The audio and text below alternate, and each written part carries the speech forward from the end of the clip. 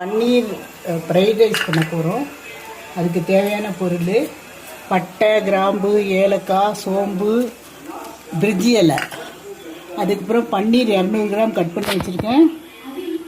அதுக்கப்புறம் தக்காளி 3 கட் பண்ணி வச்சுருக்கேன். ஒரு வெங்காயம், பெரிய வெங்காயம் எடுத்து கட் பண்ணி வச்சுருக்கோம். அதுக்கப்புறம் கேப்சிகம் 1 கட் பண்ணி வச்சுருக்கோம், பச்சை கலரு. இஞ்சி பூண்டு நசுக்கி வச்சுருக்கோம். ஒரு சின்ன பீஸு இஞ்சி, ஒரு 4-5 பல்லு பூண்டு. அதுக்கப்புறம் கொத்தமல்லி தழை. இதுக்கப்புறம் என்னன்னா மஞ்சத்தூள் 1 ஸ்பூன், மிளகாத்தூள் 1 ஸ்பூன், கரம் மசாலா 2 ஸ்பூன் போடணும். இதில் ஊற்றிருக்கேன். அதில் ஒரு 1.5 ஸ்பூன் நெய் ஊற்றிருக்கோம். எண்ணெய் காயிட்டும்.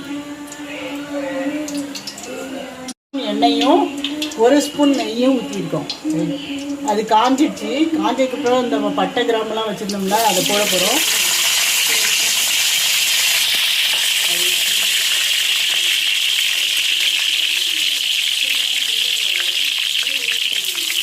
கொஞ்சம் வெடிக்கணும்.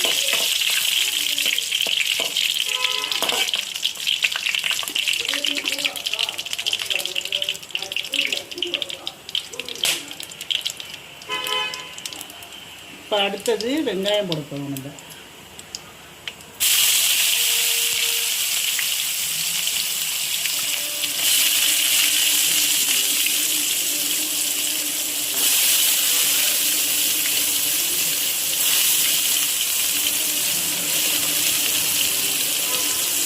வெங்காயம் போட்டு இப்போ நல்லா வளர்க்கணும்.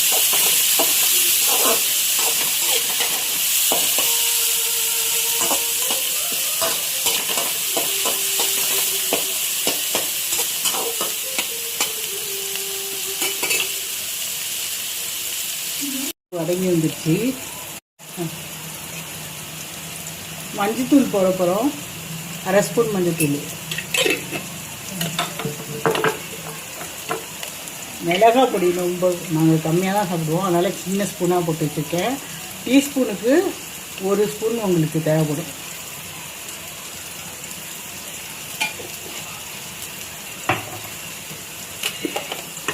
அப்புறமா இதில் டீஸ்பூனுக்கு 1.5 ஸ்பூனு கரம் மசாலா. இதெல்லாம் போட்டு நம்ம வணக்க போகிறோம்.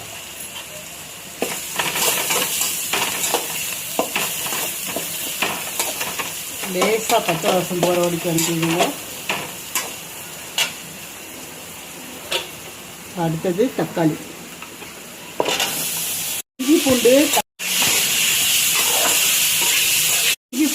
தக்காளி, உப்பு இதெல்லாம் 3 போட்டுட்டு இப்போ நல்லா இதாகும்.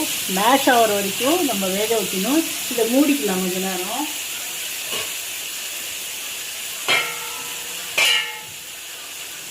தக்காளி மேஷி ஆகணும். தக்காளி நல்லா வெந்து மசி ஆயிடுச்சு. இப்போ நம்ம 1/2 ஸ்பூன் வெஸ்டர்ன் ஸ்டைல் வரணுங்கிறதுக்காக 1/2 spoon soya sauce, chilli sauce 1 spoon,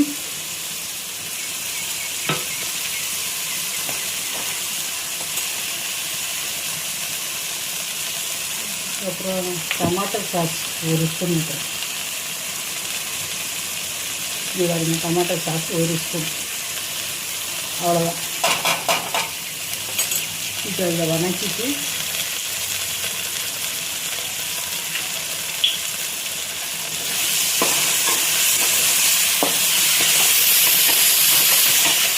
பார்த்தீங்களா,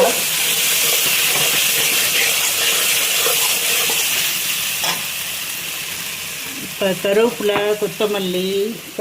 கொத்தமல்லி, கேப்சிகம் இதெல்லாம் போட போகிறோம். நல்லா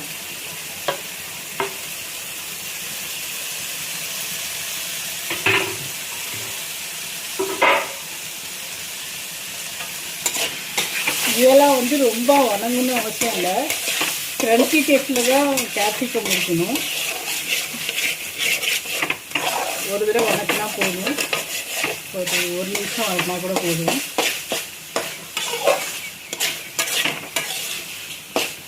இப்போ நம்ம இதில் பன்னீர் போடுறோம். க்யூபாக கட் பண்ணி வச்சுருக்கேன் 200 கிராம் பன்னீரை இதில் போடுறோம். நம்ம இப்போ வணக்க போகிறோம் எல்லாம் சேர்ந்து.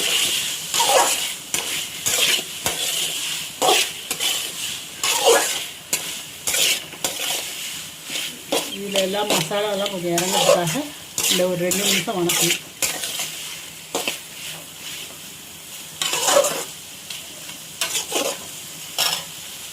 இது வந்துருச்சு. நம்ம இதில் சாதம் போட போகிறோம்.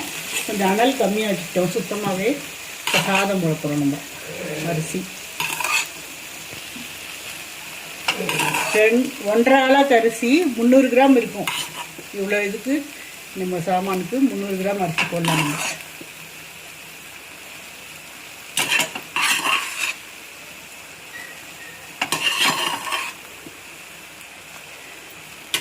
இப்போ நம்ம சாதம் கலக்க போகிறோம். பாருங்கள், கீழே இருந்தால் கலக்கணும் எப்பவுமே சாப்பிட்ட. இல்லைன்னா நீங்கள் கொஞ்சம் ஆற வச்சு கூட கலந்துக்கலாம், தப்பில்லை. சாதம் உங்களுக்கு வித விதையாக வேணும்னா கொஞ்சம் நேரம் ஆற விட்டு கலக்கலாம். நம்ம paneer fried rice restaurant style ready ஆகிடுச்சு. இது மொத்தம் எல்லாம் டோட்டலாக சேர்த்து சாதம் வேக வச்சு முடிச்சிட்டிங்கன்னா கிட்டத்தட்ட 10-15 நிமிஷத்துக்குள்ளே ஆயிடும் உங்களோட வேலை. இங்கே ராய்த்தா வச்சுருக்கோம், வெங்காயம் தயிர் போட்டு வச்சுருக்கோம். பாருங்கள், 2 டேஸ்ட் பண்ணிவிட்டு எப்படி இருக்குன்னு சொல்லுங்கள். சப்ஸ்கிரைப் பண்ணுங்கள்.